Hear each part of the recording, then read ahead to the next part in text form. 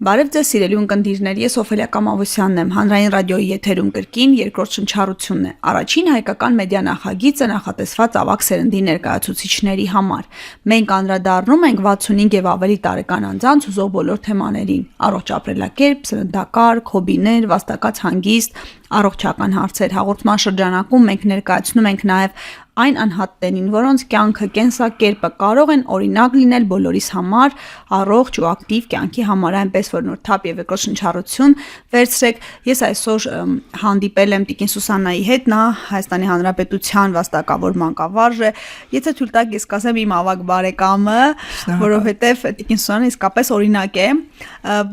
Եթե թույլ տաք, կպատմեմ, նախ շնորհակալ եմ, որ եկաք եւ պատմեմ, թե մենք որտեղից ծանոթացանք։ Այո։ Դուք պրոակտիվ եք, դուք ինձ զանգահարեցիք եւ ասացիք, որ անելու, ցուցադրելու բան ունեք մեր հիշողության սրճարաններում, առողջ երկարակեցության ակումբներում, ու ես որ ձեզ հետ հեռախոսով էի խոսում, ես անգամ պատկերացում չունեի,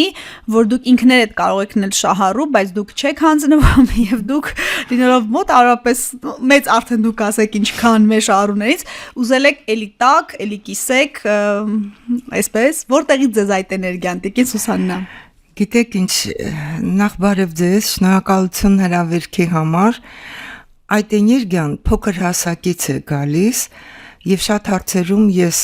պարտական եմ իմ հայրիկին, որը 3 տարեկանում ինձ սովորեցրեց բազմապատման աղյուսակը։ Եվ այդպես գնաց։ Դա փոքրուց է եւ դա գենով փոխանցվում է։ Ինչևէ, դե եղել եմ ուսուցչուհի ֆիզիկայի, մաթեմատիկայի, հետո 9 տարի փոխտնօրեն,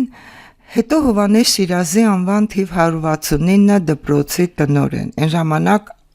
Շիրազի անունը չէր գրում։ Ես երբ եկա դպրոց, շատ երիտասարդ էի, արդեն տնօրենության համար, շատ երիտասարդ էի, եւ այնտեղ ասել էին՝ մի շաբաթում իրանք կճանապարհենք։ Ես ինչա բան։ Նկատի ունեք կոլեկտիվը, թե կոլեկտիվում մի տարեց տղամարդ կար, որը այդպես էր ասել, հետո դարձավ շատ ջերմ բարեկամ, դուք ճանապարհեցիք իրեն։ Այո։ Մուտքի մոտ կանգնում էր իմ կողքին եւ ընդունում էինք երեխաներին։ Մի քանի տարի անցնելուց հետո էլի հայրիկից է գալիս, երբ պատերազմին 15 թվականի ցեղասպանության ժամանակ տատիկ պապիկին կոտորել են, հորքուրին եւ այլը, եւ պապային փրկվել է։ Եվ պապային ու հորեղբորը, որոնք փրկվել են, տարել են ամերիկյան ծերանոց կար Գյումրիում, Լեննականում ծերանոց կար։ Ծերանոց չէ, որփանոց երեխաների։ Որփանոց, այո։ Այդ որփանոցում եղել է նաեւ Շիրազը։ Ու արդեն տարիներ հետո երբ պապան պատմում էր Շիրազի մասին, ոնց որ իմ տեսակն էր, էլի։ Այսինքն ձեր հոր տարեկիցն է նաև, հա։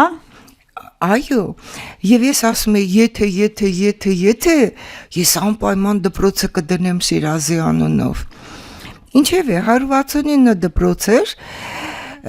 դպրոցներ կոլեկտիվին հավաքեցի արդեն մեր 6-2 տարի հետո, ասա երեխեք, գիտեք ինչ, մի քիչ դպրոցը կարգի բերենք, ես ուզում եմ դպրոցը անվանել Շիրազի անունով։ Արդեն հայոց լեզվի գրականության ուսուցիչներ Աննային Անկեր Կիրակոսյան չեն անի, դա որ թվականներ։ Դա շատ շուտ էր։ Դա ես տնօրեն եղա 85 թվականից, 86-87 թվականներն էին։ Այո։ Համբարձում Գալստյանն էր Քաղսովետի նախագահան, ես գնացի իր մոտ, ասի դպրոցը ուզում եմ անվանակոչեմ Շիրազի անունով, ինչ Շիրազ աղջիկ ջան, ինչ բան, ինձ էլ կբռնեն, քեզ էլ կբռնեն, գործ չունես։ Վերջը, ասի թույլ տվեք իմ պատասխանատվությամբ դպրոցը անվանակոչեմ։ Ես տեղյակ չեմ, գնա ինչ ուզում եք, գնացեք ինչ ուզում եք, արեք։ Դե եկանք անվանակոչեցինք Շիրազի անվամբ, Շիրազի երեխաները բոլորը ոնց որ մեր դպրոցի անդամները լինեին։ Արան, Սիփանը, Վանանդը, աղջիկները, արդեն ոնց որ ընտանիք։ Եվ այդպես սկսեցինք մեր գործունեությունը։ Քանի տարի եք աշխատել դպրոցում, Տիկին Սուսաննա։ 28 տարի եղել եմ այդ դպրոցի տնօրենը։ Իսկ հետո արդեն էլի շարունակեցիք որպես մանկավարժ։ Ոչ, գիտեք ինչ, դպրոցը ոնց որ իմ երկրորդ ընտանիքն էր։ ես շատ կապված էի դպրոցի հետ։ Եվ ասեմ ձեզ, մի տարի դեռ կար թոշակի անցնելու, բայց հանգամանքների բերումով ես պետք է իմ դիմումով դուրս գայի։ Ընտանեկան առողջական խնդիր կար տանանդամի հետ եւ ես պետք է դուրս գայի։ Ես գնացի քաղաքապետարան, դե արդեն բոլորի կողմից հարգանքը բանը կար, Տարուն Մարգարյանն էր քաղաքապետը։ Ասի գիտեք ինչ ես վայ չէ նստեք սուրճ ենք խմում հիմա, ասի չէ գիտեք ինչ ես դիմում եմ բերել, որ ազատվեմ։ Ինչ, ասի պետք է ազատվեմ։ Ես գիտեմ խնդրեմը ինչումն է, դուք որ դպրոց չգաք էլ նենց լավ հիմքեր եք դրել, որ բոլորը կաշխատեն, էս կլինեն, ասի չէ ես այդպես չեմ կարող, իմ էության մեջ ինձանից դա հեռու բան է, ես չեմ կարող այդպես վարվել։ Հետո դպրոց ամենօրյա հոգացություն ու շադրություն է սիրում եւ պահանջում։ Ես ասում եմ նա իմ երկրորդ ընտանիքն էր, լույս տվողն էր։ Վերջը իհարկե դպրոցի համար շատ մեծ աշխատանքներ է կատարել նաև իմ ամուսինը երկրաշարժի տարիներին, բարեգործական աշխատանքներ։ Եվ այնուամենայնիվ դու մտվեցի, դուրս եկա, նստեցի տաքսի մեջ երեխայի նման լաց էի լինում, երեխայի նման, բայց դեռ չէի պատկերացնում ինչ եմ արել։ Դժվար էր, շատ դժվար էր։ Շատ դժվար էր, պատկերացնում եք այդքան տարի հետո ամբողջ որ գումար ես իրար 50 տարի հետո դու քո դիմումով դուրս ես գալի, բայց եւ այնպես։ Ոնց հավաքեցիք ձեզ, ինչով զբաղվեցիք, ոնց լցրեցիք ձեզ եւ ոնց այդ էներգիան որ շատ էր։ Գիտեք ինչ, ես չգիտեմ ասեմ թե ոչ։ Ամեն ինչ ասեք այն աստիճան որ փոշմանեք հետո թիքից։ Ես շատ եմ նո մեր ընտանիքում իսկական սեր է եղել էլի փոխմբռնում եւ այլը ու ինձ համար իմ ամուսինը ոչ միայն ամուսին, այլ շատ թանկ մարդ էր։ Ես չէի պատկերացնում կյանքս առանց իրա։ Ու բնականաբար ես պիտի գնայի այդ քայլին, ցանկացած հայկին, եթե սիրող ընտանիքում է, արժանապատիվ է ինքը ապրել ու ապրում, նա այդ քայլին պիտի գնար։ Ես եկա տուն բուժքրոցի ճանապարհեցինք, որը խնամում էր ամուսնուս, ասեց լաց է եղել։ Ասեցի լավ կպատմեմ հաց տամ նոր չէ ինչ ես լաց եղել դպրոցում բան եղել ասի չէ դպրոցում ամեն ինչ նորմալ է վաղվանից ես եմ քեզ խնամելու ասեց ինչ ասի վաղվանից աշխատանքի չեմ գնալու քաղաքապետարանից եմ գալիս եւ ազատման դիմում գրեցի մեկը գլուխը բարձրացրեց այսպես ասեց գիտես ինչ ես արել քեզ ճանաչելու քո օրգանիզմի անգամ բջիջները դու քո մահախոսականն ես ստորագրել։ Իմանալով որ ակտիվ եք հասարակական կյանքում։ Ասի չէ դու ինձ համար ավելի թանկ ես, ինչ որ արել եմ այս տարիներին եւ դու էլ տարիներ շարունակ կողքիս ես եղել։ Դա ասի լրի բավարար է։ Այդպես։ Քանի տարի խնամեցիք ձեր ամուսնուն։ Համե։ Քանի տարի խնամեցիք ձեր ամուսնուն։ Քանի տարի խնամեցի, մի տարի ու կես, եւ հետո էլ ես զգում էի, որ ճիշտ քայլ եմ արել, թեև դպրոցը անընդհատ ոնց որ բան լիներ։ Իդեպ ասեմ, որ ամուսնուս մահից հետո ես չեմ վերադարձել դպրոց, մտածված չեմ վերադարձել, անգամ որպես տեսնելու հրավիրում էին միջոցառումների, ես չէի կարող գնալ։ Եթե գնայի, ես պիտի մոռացության տայի։ Ինչով լցրեցիք ձեր կյանքը, ինչպես փոխեցիք, երկրորդ շնչառություն վերցրեցիք, ինչպես ես հասկանում եմ։ Դպրոցը անդադ ինչ էլ որ ես անեի, դպրոցը իմ մտքի մեջ էր, որտեվ գիտեք ինչ, նա իմ ընտանիքն էր, երկրորդ ընտանիքը։ Եվ այդ ուսուցիչները, մենք այնքան հարազատություն կար ուսուցիչների, դպրոցի, աշակերտների միջև, մուտքի դրան պահակից սկսած, դռնապահից սկսած, դա մեկ այլ աշխարհ էր, էլի։ Ինչպես սկսեցի։ Մի քանի տարի տանջվելուց հետո որոշեցի, որ ես պիտի անպայման մի բանով զբաղվեմ, որովհետև իմ տեսակը չէր կարող բան լինել։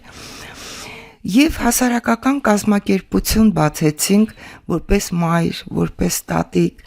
տիկնայք մեծ ընտան հայոց։ Պետրեգիստրում բան արեցինք, գրանցվեցինք, թույլ տվեցին, Ներկայացրեցինք ծրագիրը, հիմնականում զբաղվում ենք կրթական, մշակութային, առողջապահական հարցերով, անարդարությունների դեմ եւ երկրում տիրող այդ իրավիճակները քննարկելով։ Այսինքն հոգևոր, մշակութային հարցեր ենք քննարկում, շատ հյուրեր ենք հրավիրում ենք նաեւ եւ այդ թվում ոնց կարող էինք մենք կին լինել, մայր լինել եւ ցայցելել հիշողության սրճարան։ Նախ ես ուզում եմ ներկայացնեմ Տիկնայք Մեծընտան հայոց հասարակական կազմակերպության անդամներին, Ռոլետա Բադասյան, համահիմնադիրներն են Սիլվատեղ Ղազարյան, Ամերիկայի Միացյալ Նահանգներում ապրում է Անահիտ Այվազյանը, որը հաճախ գալիս է։ Իդեպ միջանկյալ ասեմ, քանի որ պետության կողմից մենք առայժմ չենք ֆինանսավորվում, արդեն տարիներ շարունակ աշխատում ենք, Անահիտը այնտեղից մեզ մի քիչ որ կարողանաք ձեր գործունեությունը ծավալել։ Չէ, ոչինչ։ Չէ, աննշան տենց օգնում է, որ կարողանանք գործունեություն ծավալենք, բայց ինքը հաճախակի գալիս է։ Մեր անդամներն են եւ Դոնարա Մովսիսյան Քանի հոգի, քանի անդամ ունի այսօր ձեր միությունը։ Մենք 4 անդամներով ենք։ Ես նախագահն եմ, Անահիտը մեր համահիմնադիրներից է։ Հիմա ընդգրկում ենք խելացի, ակտիվ մշակութային գործիչներ, այնպիսի կանանց, որոնք մեր կողքին են։ Դրանցից են Դոնարա Մովսիսյանը, ինքը լավ բանաստեղծուհի է, շատ ակտիվ կին, այսինքն մաքուր հոգուտեր մարդիկ են էլի, բոլորն էլ, եւ ես շատ գոհ եմ իրենցից, բայց մենք ունենք նաեւ 2 տղամարդ, իրենք գրանցված չեն մեր կազմակերպության մեջ, բայց պարոն Չալիկյանը, Խաչիկ Չալիկյանը, աշխատում է մանկավարժական համալսարանում եւ իր հոգեվոր խորհուրդները մեզ ուժ է տալիս ստեղծագործելու արարելու։ Եվ Պետրոս Քացախյանը մեր նիստերին, միջոցառումներին հաճախ մենք իրենց էլ ենք հրավիրում, գալիս են, հետո վերջում ոնց որ մեր հոգևոր հայրն լինի, պարոն Չալիկյանը, մեզ գնահատում է, ապրեք լավ արեցիք, ապրեք, մենք էլ ոգևորվում ենք ու սկսում ենք ավելի ակտիվ աշխատել։ Տիկին Կիրակոսյան, չեք մտածել, որ կարող եք ձեր ջանքերը նաև մեկտեղել, գալ հիշողության սրճարաններ կամ առողջ երկարակեցության ակումբներ։ Դուք կարծես թե դուք ձեզ համար եք ստեղծել համախոհ մարդկանցով, այդպիսի մինչ այս ծրագրերը կարվեր, դուք ոնց որ կարծես թե ինքնակազմակերպվել եք, ստեղծելով ձեզ համար ընկերություն, սոցիալական կապեր։ Գիտեք ինչ, բացարձակապես մտքովս չի անցել հետոյի մասին մտածել։ Հանգամանքները բերեցին այնտեղ, որ այո, հիշողության սրճարանը ինչ որ կերպ վերաբերվում է այն կանանց, որոնք մի քիչ արդեն մեծահասակ են լինում, բայց ամենևին դա ինձ չի բանարել։ Ինձ ավելի շատ հուզում էր մայրերի դերը երկրում, ինչպես են իրենք արարում, ինչպես են ապրում։ Մենք շատ հարցերով զբաղվեցինք, բայց եւս 2 հոգու նշեմ, ես ուզում եմ նշեմ ասմունքի վարպետ Այդա Կիրակոսյանին, դուք ծանոթ եք իրենց հետ, որ մշտական մեզ հետ գալիս է, եւ մեր սիրելի Դոնարա Հարությունյանին, Դոնարա Հարությունյանը ստեղծագործող է, նվագում է, երգում է, մի հոյակապ մարդիկ են, նրանք նույնպես ընդգրկված են մեր անդամներն են եւ սիրով գիտեմ, որ դուք ուրախություն եք բերում։ Այո, եւ սիրով գալիս են։ Մինչ ձեր սրճարանին մեր այցելությունը, ես ուզում եմ ասել վերջի տարիներին Արցախյան են շրջափակման օրերին ինչ հսկայական աշխատանք կատարեցինք մենք կանայքս։ Առաջին հերթին մենք այցելեցինք, թարգմանել տվեցինք բոլոր հզոր պետությունների դեսպանատների լեզուները։ Մեր կոչը եւ կոչ հորդոր դիմումը ամբողջ աշխարհին թարգմանել տվեցինք եւ այցելեցինք բոլոր դեսպանատներ ու 2 օրինակից էի պատրաստել, այդ սովորությունն է ինձ մոտ, երբ տալիս էինք այդ կոչը, ասենք Ամերիկայի դեսպանատանը կամ Ֆրանսիայի դեսպանատան, երկրորդ օրինակում գրում էի ստորագրեք այստեղ, որ մենք պատասխանի ենք սպասում։ այնքան հաճույքով էին ընդունում, երևի դա մեզանից էր փոխանցվում իրենց այդ ջերմությունը, այդ հայրենասիրությունը, այդ նվիրումը մեր արցախցի հայրենակիցներին։ Ինչևէ,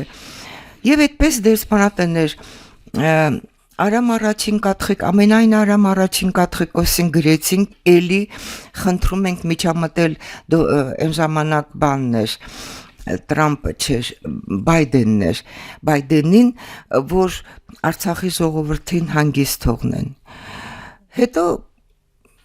իմացանք, որ այնտեղ արդեն այնպես է ամեն ինչը սրվել, վատացել Արցախում,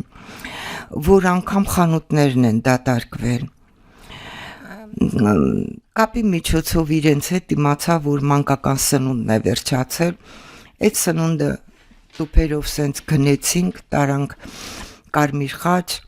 ՅՈՒՆԵՍԿՕ-ի գրասենյակ։ Անտարբեր չեք ոչ մի բանի հանդեպ, որ չեմ կարող, ես այդ տեսակա, այդ տեսակ է, ու շուրջս այդպիսի մարդիկ են, որ մի բան ասում եմ, ծիծաղում են։ Վերջ, հետո գիտեք ինչ, երբ դա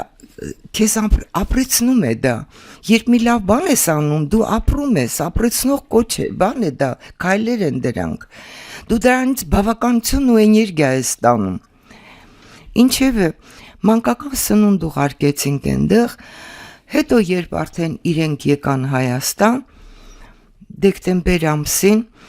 մեր աղջիկներից, հանձնարարեցի աղջիկներին ասի, երեխեք, գիտեք ինչ պիտի անենք, գնացեք Արցախի երեխաների համար նվերներ գնեք, քաղցրավենիքներ գնեք, բան անեք, իրանց նոր տարին ամանորն ու Սուրբ Ծնունդը շնորհավորենք։ Արցախում մի ակտիվ կին կար, իր հետ կապվեցի, ասցի ինչպես անենք, որ որտեղ եք դուք հավաքվում։ Մի խոսքով տեղը բացատրեց, Տիկին Աննան շատ ուրախացավ, ինքը այնտեղի կանանց այդ խումբն է, միությունն է ղեկավարում, եւ այդ երեխաներին մենք նվերներ բաժանեցինք, բայց ասում եք էլի, այստեղ արդեն իմ մեջ խոսեց մանկավարժը, մի էսպիսի դեպք եղավ, բոլորին բաժանում էինք, մայրերն էլ էին եկել, գրկած երեխաներին մայրերը վերցնում էին եւ բան էին անում, հյուրասիրվում էին, իսկ մի երևի 8 տարեկան, 7 տարեկան տղա եկավ մոտեցավ ինձ, որ նվերը ստանա,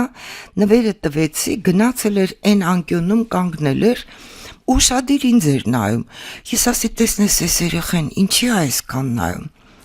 երբ արդեն նվերը մի քանի հատ էր մնացել, մեկ էլ մոտեցավ, 2 հատ էի տվել, ինքը ասեց եղբայր էլ ունեմ,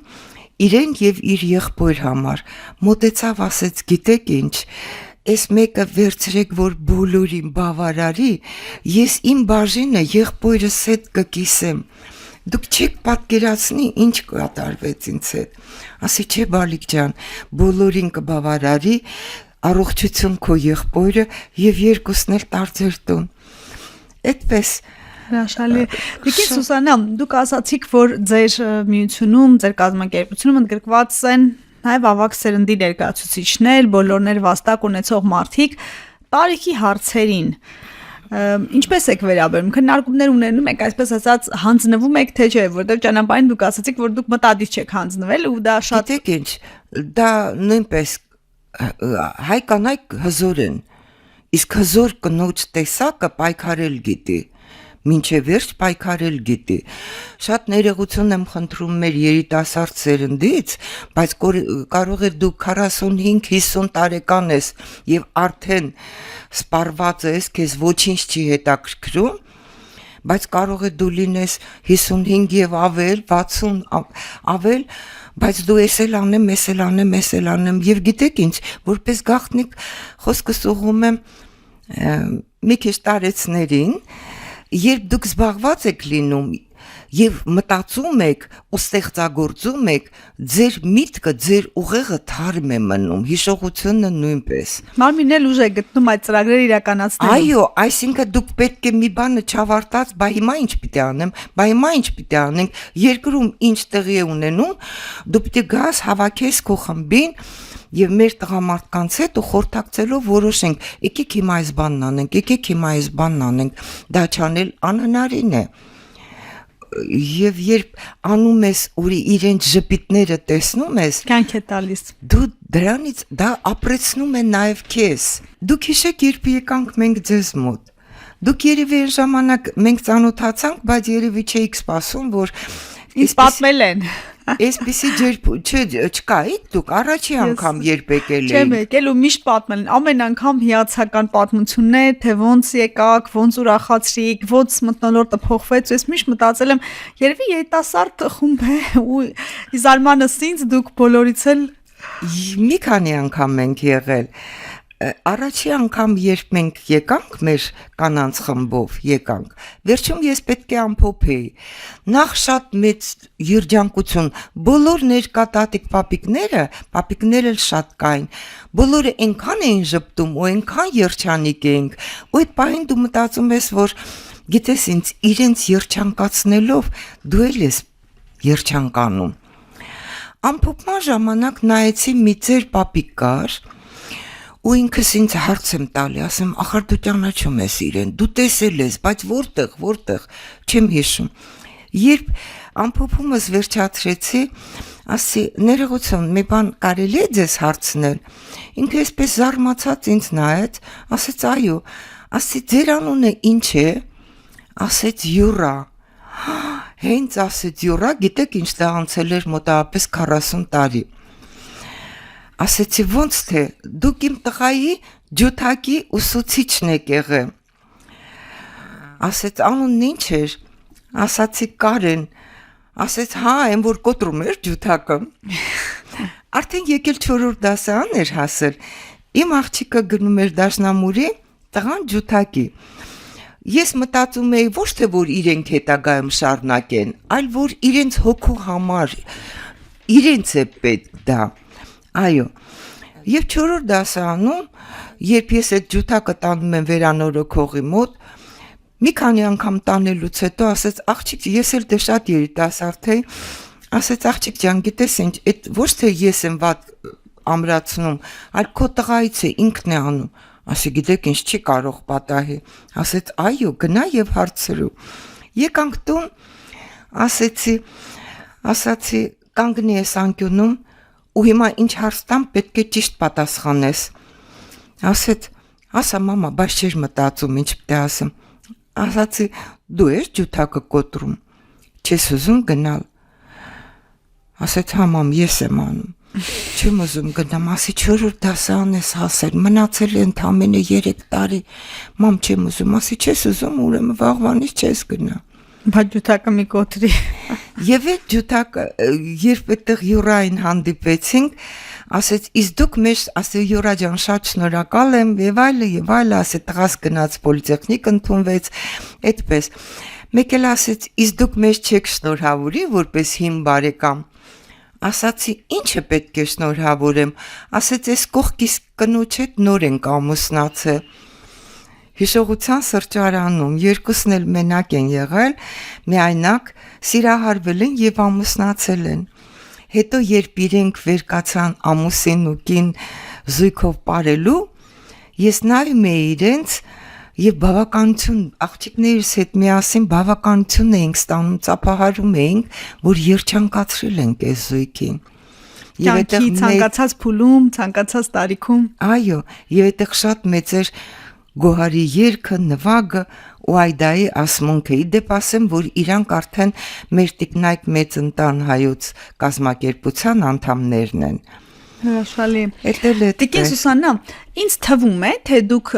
տարիքի թեման շրջանցում եք, ձեր տարիքի թաքցնում եք, ինչ շատ հաճախ հաղորդման մեկնաբանություններում մարդիկ ասում են, որ ես իրավունք չունեմ տարիքը հարցնել, բայց ես միշտ խաղարկում եմ այս թեման, դուք ուզում եք ձեր տարիքն ասել, թե չէ, թե թողնենք որպեսզի մարդիկ գուշակեն։ Չէ, գիտեք ինչ, ես կարող եմ այսպես ասել, ուղղված բոլոր մարդկանց, տարիքը կապված է էներգիայի հետ։ Երբ դու ծախսում ես էներգիա, երբ կատարում ես դու բարի գործեր, ինչպիսի տարիքում էլ որ դու լինես, դու չես ծերանում, մնում ես երիտասարդ։ Կարող է դեմքին ծալքեր առաջանան եւ այլը, բայց այն աչքերի արտահայտությունը, դեմքի ժպիտը, բանը, այդ բոլորը քեզ երիտասարդ է պահում։ 18, 20, 25 տարեկան? Չէ, ինչքան է պահում երիտասարդ։ Անverջ, քանի դեռ գործում ես։ Անverջ, հարատև, մինչև որ մեր Տեր Աստվածը կկամենա Հրաշալի ասած, թվերը կապ չունեն։ Այո, տարեթիվը կապ չունի։ Դա քո ներքի էներգիան է, եւ ինչքան այդ էներգիան տալիս ես, այնքան ստանում ես, վերևից ես ստանում, որովհետեւ մեր բոլոր արարքների համար մենք Աստծուն ենք պարտական, նա է մեզ էներգիա տալի, նա է մեզ բարի գործերի ուղղում, եւ երբ մենք վատ բան ենք անում, մենք անպայման, ասենք թե մարդ ես էլի, ինչ որ այսօր սխալվել ես, անպայման պետք է ներողություն խնդրենք։ Ձեր թույլտվությամբ ես ուզում եմ երկու բան անել։ Վազգեն առաջին Կաթխիկոսը ասում էր. բոլոր մայրերը կույս են, որ հայրը չի բացականչում հրաշք իր նորածին երեխային տեսնելիս, մի պահ չի տեսնում իր կնոջ մեջ Սուրբ Կույս Մարիամի պատկերը։ Մայրության միջոցով կինը բարձրանում է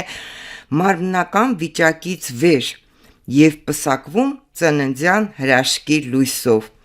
Ահա մայրության մասին հիմնարար հոգևոր ճշմարտությունը, որը մեր կարծիքով պետք է ծառայի որպես ընտանիքի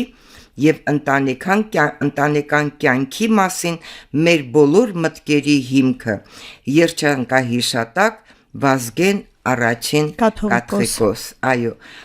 իդեպ ասեմ դպրոցով կոլեկտիվով մենք եւ իր մոտ ենք գնացել մեր շնորհակալական խոսքը ասելու եւ օրհնվելու, ինչպես նաեւ ինքը մեր Շիրազի դպրոցում է եղել, այցելել է։ Ես հասարակ մի հայուհի մայր եմ, որ այս խառնակ ու չարագուշակ օրերին անզորությունից տեղս չեմ գտնում, բայց ոչ էլ կարողանում եմ ինչ-որ կերպ օգնել միջամտել երկիր մոլորակի համայն մարդկությանն իր խաղաղ անդորից զրկող պատերազմական այս իրավիճակին։ Ինչ խոսք, պատերազմ կոչվող չարիքը բոլոր ժամանակներում էլ գաղտագողի հետաբնտել ու մինչև օրս էլ շարունակում է տարբեր նկատառումներով ու մոլուցքներով հետաբնդել համայն մարդկությանը, ահ ու սարսափի մեջ պահելով նրան, բայց ուրիշ է այսօրվա պատերազմը։ Ակամայից հիշեցի Ալբերտ Էյնշտեյնի մեծ ճշմարտություն պարունակող ցավագին մտավախությունը։ Ես չգիտեմ ինչպիսին կլինի երրորդ համաշխարհային պատերազմը, բայց չորրորդի ժամանակ մարդիկ կկռվեն քարերով եւ փայտե մահակներով։ Ավաղ անհերքելի է նրա սրտացավ մտատանջությունը։ Աշխարհը մեկն է, ուր չարն ու բարին կողքի են ապրում, բայց իրար չեն հասկանում ու չեն հանդուրժում։ Մեկն արարում է, բարին է սերմանում, մյուսը չարության որումով քանդում ավերում է։ Պատերազմ սանձարձում են բարբարոսները, եւ ուզենք թե չուզենք, աշխարհն անհնազանդ է, իսկ մարդիկ ընչաքաղց, անկուշտ, ուրիշինը զավթելու անհանդուգն ախորժակով։ Միշտ էլ կգտնվեն առիթներ ու պատերազմներ պատերազմելու։ Մտքի հոգու գաղափարի պայքարով երբևէ հարց չի լուծվել, եւ բոլոր արգերին է հասու առողջ բանականությամբ փայլելու շնորհը։ Ոմանց մոտ արյուն թափելու ծառավն ու մոլուցկը սերնդեսերունդ ժառանգաբար է անցնում։ Խաղաղության ձգտողների անունից ես իբրև ինքնայրումի բոցով հավատ վառելու ունակ եւ հույս ներշնչող հայ մայր, որպես տիկնայք մեծ ընտան հայոց հասարակական կազմակերպության նախագահ, կոչ եմ անում բոլոր ազգերի մայրերին միավորվելու, սթափեցնելու կոչ բարձրացնելու այսօրվա պատերազմ սանձահարողներին եւ պատերազմողների դեմ։ Թույլ չտանք մեզ մայրաստվածների ու չարակամների դարձնեն որդեկորուսներ, սուկ դարձնելով մեր ամեն օրը։ Խնկարկման արժանի բոլոր մայրերի շուրթերով աղոթենք, խնդրենք, մեր օրհնանքը երկինք հասցնենք, որ վերջապես խաղաղվի մեր անհանգիստ մոլորակը, չարը խափանվի եւ բարին ցնցա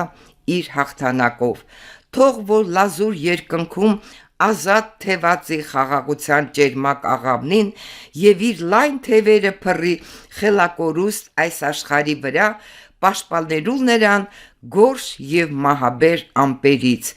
մայրության տաճարը պետք է բարձր պահել։ Շնորհակալություն Տիկնոջ Աննա, ապրեք։ Այսօր մենք տեսնում ենք հատկապես մայրերս զգում ենք մեր մաշկի վրա, որ ամբողջ աշխարհը խառնված է, խառնաշփոթ վիճակ է, բարին ու չարը խառնվել են իրար։ Եվ ես ուզում եմ հայ մայրերի կոչը ուղղել աշխարհի բոլոր մայրերին։ Համահայկական արթնացման կոչ աշխարհի մայրերին։ Հայկինը կոչ է անում ոչ պատերազմին։ Հայոց մայրերն իրենց զավակի պարուր սևակի արդար եւ մարդասիրության սերմանող խոսքով պահանջում եւ խնդրում են խաղաղություն ամենքին եւ ամենուր։ Խաղաղություն ամենուր բոլոր պետություններին, այդ ենք միայն մենք աշխարհին կամենում։ Խաղաղություն, որ խաղողը քաղցրանա, որ նորատունկ այգին տա բերք ու բարիք, խաղաղություն, որ աչիկներն իր բանա դաշտում մի տուղտ, օրորոցում մի բալիկ, մի ծով ցորեն, գարնանային արտի մեջ, անգիր մի երկ, բանաստեղծի սրտի մեջ, մի երեքնուկ, բացատի մեջ անտարի, անխոս մի սեր, սրտի խորքում պատանու, խաղաղություն ամենքին եւ ամենուր։ Մեզ հետ նույնը բնությունն է նաեւ կամենում։ Ապրեք, այս դրական նոտայով, այս կոչով էլ ավարտենք հաղորդումը, շնորհակալ եմ, ապրեք, որ եկաք, որ կիսեցիք ձեր հաջողության պատմությունով։ Շնորհակալություն, ես բոլոր հայ մայրերին եւ աշխարհի մայրերին ցանկանում եմ առողջություն, ցանկանում եմ ուժ, կորով եւ կարողանանք մենք մեր խոսքով մեր բացատրությամբ, մեր աշխատանքով, լինելով մայր, լինելով տատիկ, կարողանանք սանձենք չար ուժերին, որ վերջապես մեր խոմոլորակը խաղաղվի, հանգստանա։ Մենք վերջին հաշվով պատասխանատու ենք յուրաքանչյուրս պատասխանատու ենք սերունդներին։ Շնորհակալություն։ Խնդրեմ։ Շնորհակալություն, որ եկաք այս զրույցի համար։ Ակտիվ եղեք, լսեք մեզ Հանրային ռադիոյի amradio.am կայքում, դիտեք հաղորդումը, բաժանորդագրվեք Երկրորդ շնչառության YouTube-ի ալիքին, գտեք մեզ TikTok-ում, Facebook-ում, Instagram-ում, գրեք ձեզ ուզող հարցերի մասին։ Մենք դրանց անպայման կանդրադառնանք հաջորդիվ։ Առողջ երկար կյանք եմ մաղթում։